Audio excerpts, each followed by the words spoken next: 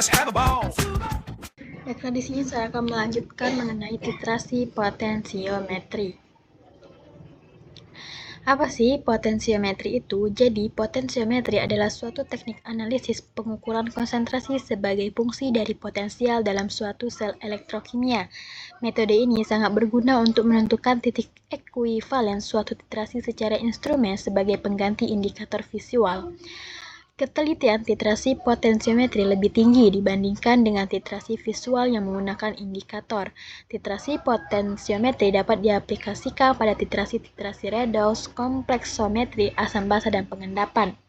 Alat-alat yang diperlukan dalam titrasi potensiometri adalah elektroda pembanding, elektroda indikator, dan alat pengukur potensial.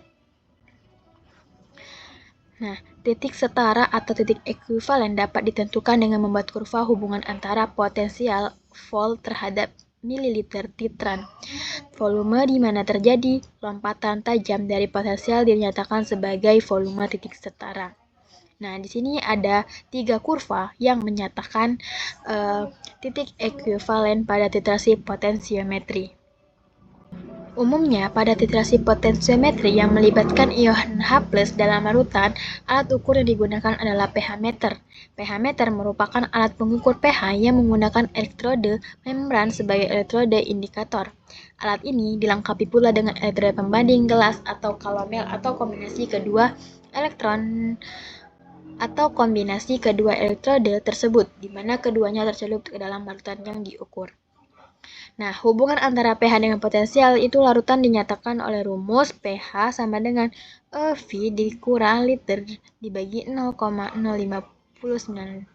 di mana EV adalah potensial sel, L adalah tetapan yang tergantung dari potensial elektrode pembanding, dan potensial yang berasal dari permukaan membran.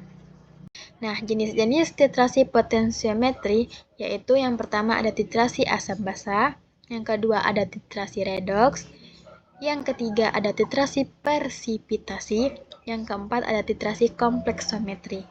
Kelebihan dan kekurangan titrasi potensiometri. Yang pertama ada kelebihan.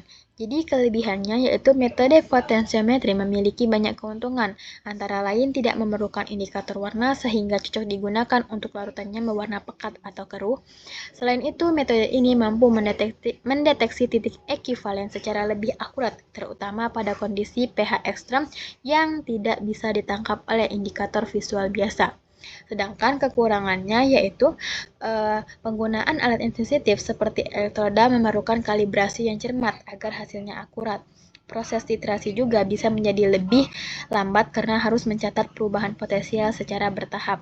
Selain itu, perawatan alat dan elektroda juga menjadi tantangan tersendiri.